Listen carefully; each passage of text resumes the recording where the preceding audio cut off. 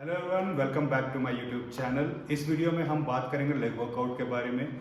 इस वीडियो में हम लेग वर्कआउट के सारे वेरिएशंस, आपकी मील प्रिपरेशंस, प्री वर्कआउट मील आपकी क्या होनी चाहिए, पोस्ट वर्कआउट मील क्या होनी चाहिए, ये सब हम इस वीडियो में कवर करेंगे। बट वीडियो स्टार्ट करने से पहले मैं आप लोगों को ये बता देना चाहता हूँ कि हमारे चैनल ने 1K सब्सक्राइबर्स क्रॉस कर लिया है, उसके लिए थैंक यू वेरी मच। इसी तरह अपना प्यार और सपोर्ट मुझे देते रहिए, क्योंकि ये वीडियो बहुत इंफॉर्मेटिव होने वाली है when it comes to leg workout. बहुत लोग लेग वर्कआउट को स्किप करते हैं, वो इतना फोकस नहीं करते हैं, but we always have to remember कि लेग वर्कआउट आपका फाउंडेशन है। अगर आपका लेग स्ट्रॉन्ग एंड मस्कुलर नहीं है तो अपर बॉडी को होल्ड नहीं कर पाएगा। इसलिए इस वीडियो में मैं आपको बताऊंगा कि लेग वर्कआउट करना कितना इंपॉर्टेंट है। तो चलिए स्टार्ट करते हैं आज का वीडियो। तो चलिए पहले हम बात करते हैं मील के बारे में। हम सबको पता है कि वर्कआउट में pre workout meal and post workout meal बहुत इंपॉर्टेंट होता है। तो जब आप अपना लेग वर्कआउट प्रोग्राम करते हैं तो प्री वर्कआउट मील में आपको ध्यान रखना है कि it should be a mix of simple and complex carbs, जो थ्रू आउट द ट्रेनिंग एक सस्टेनेबल एनर्जी को रिलीज कर सके, जिसको आप पेयर कर सकते हैं with simple protein and minimum fat. Fat आपके डाइजेशन को स्लो कर देता है, तो अगर आप फैट को कम रखेंगे तो डाइजेशन थोड़ा फास्ट होगा। इसीलिए मिनिमम फैट रखें, क्योंकि अगर आपका डाइजेशन स्लो रहेगा then you will feel lethargic while training.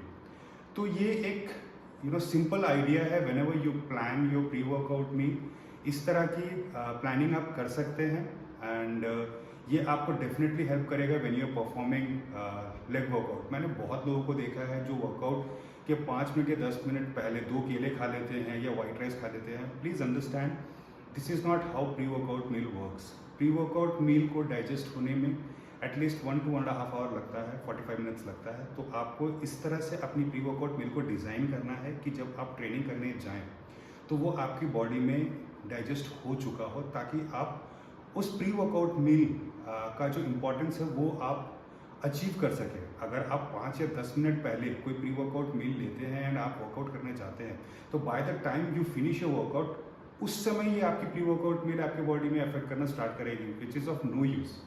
इसीलिए ध्यान रखें, जब भी आप प्री वर्कआउट मील प्लान करते हैं irrespective of any body part, 45 minutes या 1 आवर या 1.5 आवर पहले आपको अपना प्री वर्कआउट मील लेना है, सो that you don't feel heavy while performing any training. चलिए अब हम बात करते हैं पोस्ट वर्कआउट मील की। प्री वर्कआउट मील जितना इंपॉर्टेंट है, आपका पोस्ट वर्कआउट मील भी उतना ही इंपॉर्टेंट है। तो जब आप अपना पोस्ट वर्कआउट मील प्लान करते हैं तो इसको एकदम सिंपल और बेसिक रखिए, जिसमें आप सिंपल कार्ब्स रख सकते हैं along with some fast absorbing protein with limited fibre and less fat. Simple carbs help करेगा आपके ग्लाइकोजन को रिप्लेनिश करने में। जो ग्लाइकोजन डिप्लीट हुआ है व्हाइल ट्रेनिंग, उसको वापस से उस लेवल पे लाने के लिए सिंपल कार्ब्स हेल्प करता है। Fast absorbing protein, again it will help you to recover fast from your training. तो ज़्यादा कॉम्प्लिकेट मत कीजिए when you plan your pre workout and post workout meal.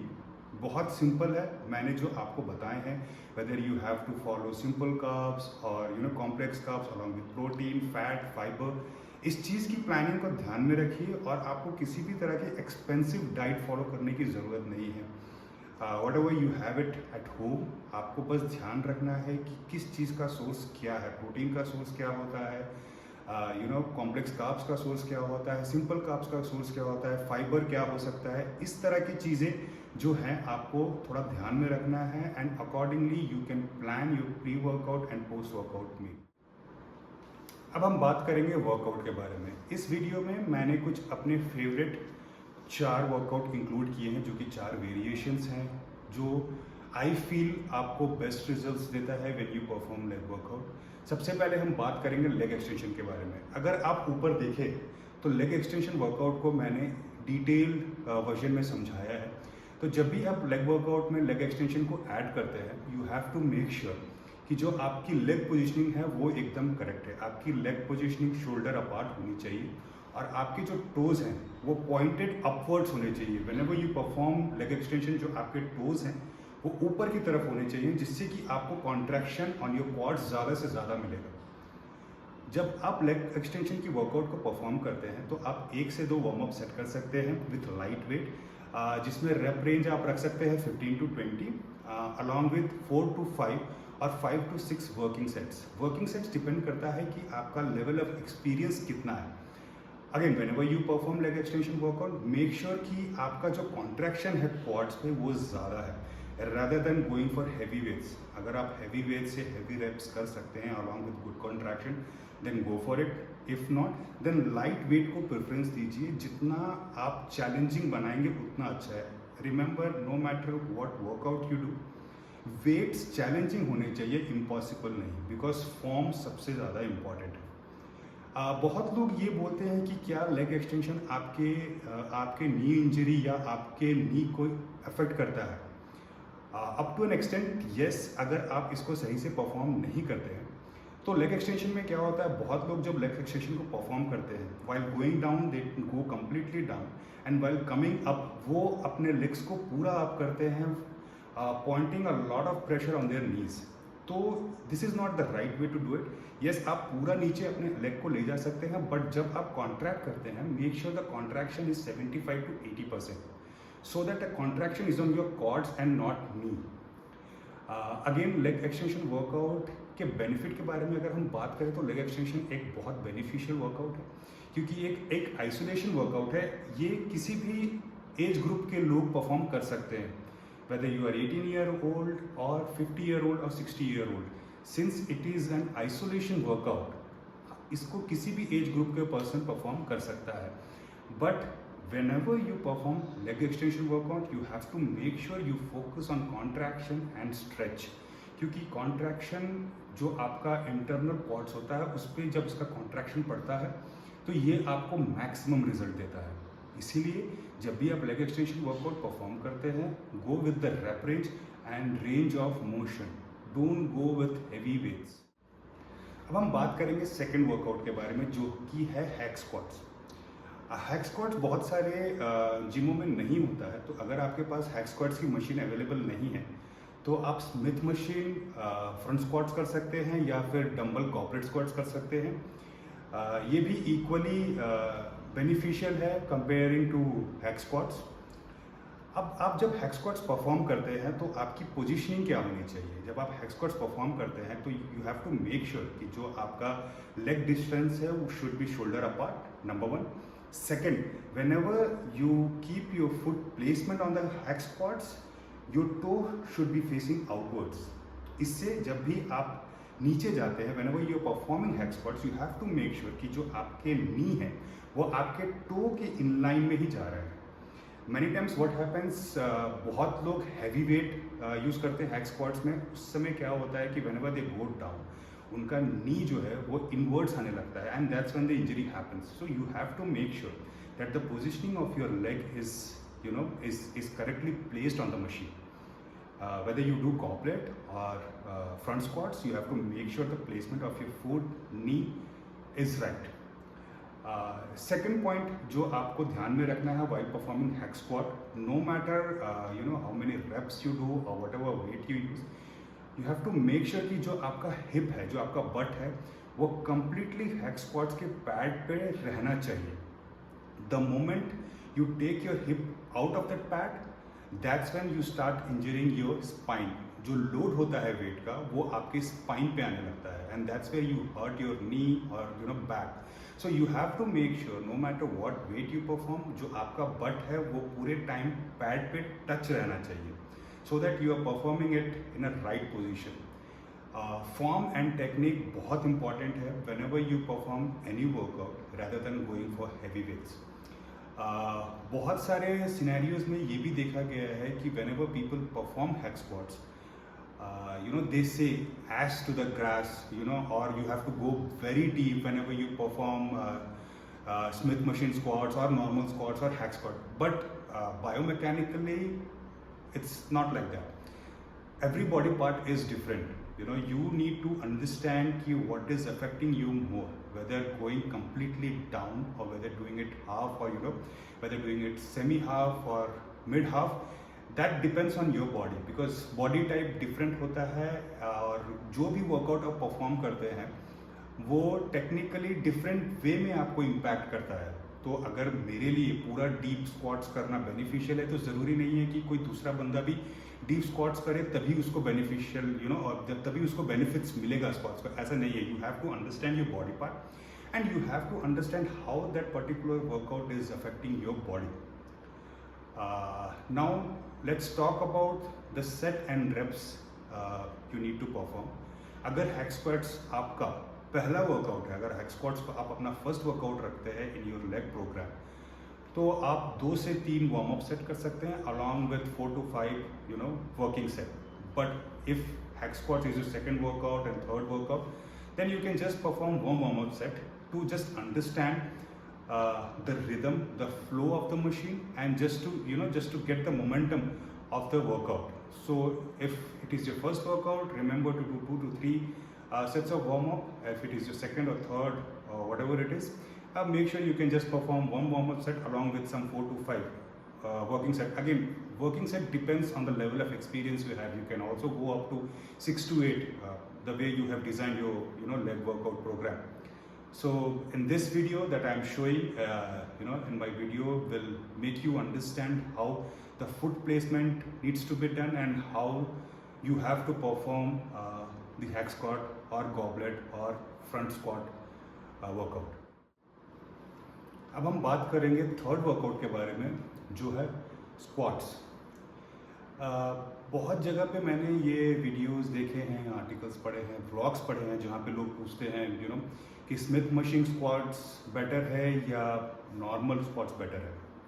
According to me, what works for me and I believe this will work for all, Smith machine squats. Because जब आप Smith machine squats करते हैं तो आपका जो form होता है वो इंटैक्ट होता है. Because the one difference the one difference that we feel between Smith machine squats and normal squat is, normal squat में along with the form, along with lifting the weight, you also have to focus on balancing the bar. Smith machine में bar balancing का जो एक factor होता है वो eliminate हो जाता है. If you see many of the big bodybuilders, when we talk about CBum, or there are many, they always perform squats on a Smith machine because it helps you to understand how deep you have to go. You don't have to balance the bar, machine is balancing the bar. You don't have to use other body parts to lift the weight. Smith machine में क्या होता है, या तो आप lift कर सकते हैं या तो आप लिफ्ट नहीं कर सकते हैं. There is nothing like you will use your other body parts to lift the weight. Normal squats में क्या होता है, जो कि मैंने देखा है लोगों को परफॉर्म करते हुए, and the mistakes that they do, if the bar और if the weight is very heavy, their knees it goes inward and they start lifting the weight, which is very wrong. It starts impacting your spine and knee. तो इसीलिए जब भी आप squats perform करते हैं, I would prefer, I would suggest, use Smith machine if you have. If you don't have, then you don't have any other option, then you can go for normal bar. Normal bar में आपको focus रखना है कि आप wait उतना ही रखें जितने में आपका फॉर्म अच्छा हो. जो आपका स्टैंस है, जो आपके लेग्स है, should be your shoulder apart with toe again facing outward, and when you go down you have to make sure your knees are in line with the toe. There is one thing that you need to understand, जो आपको ध्यान रखना है squats perform करते समय, is but wing. When you go down, many people, जो मैंने बहुत लोगों को देखा है, बहुत सारे body builders, even many good athletes मेरे जिम में या कई जगहों पे मैंने देखा है लोगों को करते हुए, जब वो परफॉर्म करते हैं, when they are trying to get up while lifting the weight, जो बट विंग होता है, जो उनका स्पाइन होता है, वो रोल हो जाता है.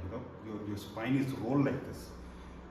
और उस पोजीशन में जब आप हैवी लिफ्टिंग करते हैं, when you do heavy squats, उसमें क्या होता है कि जो आपका वेट है, जो लोड है, वो डायरेक्टली स्पाइन पे आ जाता है, जो कि एक मेजर बैक इंजरी को इंक्रीज करता है, और it will give you major back injury. It will make you offset to all the workouts that you perform. So you have to make sure you understand what butt wink is.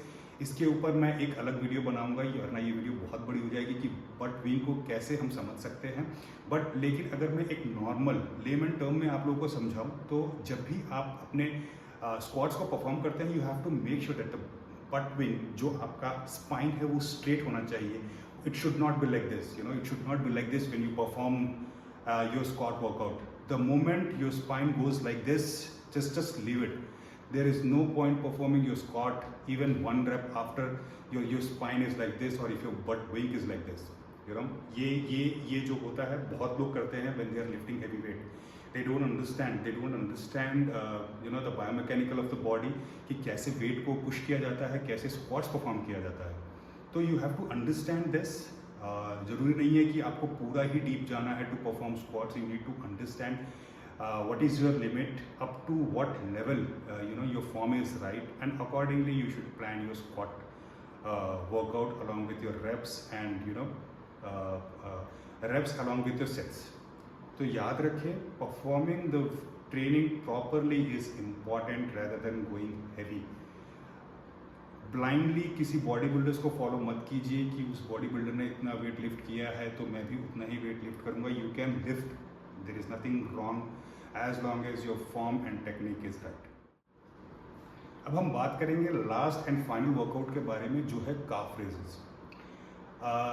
जब आप काफ raise को perform करते हैं तो जो आपकी foot placement होगी, it should be your shoulder apart, toes pointing forward. अगर आप अपने आउटर काफ पे ज़्यादा फोकस करना चाहते हैं तो आपके टो इनवर्ड्स रहेंगे. अगर आप अपने you know inside part of calf को ज़्यादा इन्वॉल्व करना चाहते हैं तो जो आपके टोज हैं वो आउटवर्ड रहेंगे. You know, and there should be a slight bend in your knees. बहुत लोगों को मैंने परफॉर्म करते हुए देखा है जो अपने नीज को लॉक कर लेते हैं when they perform calf raises. That's not how it actually works. आप स्लाइट बेंड रखें अपने नी में और तब आप परफॉर्म करके देखें, आपको डेफिनेटली ज़्यादा इम्पैक्ट मिलेगा इन योर काफ.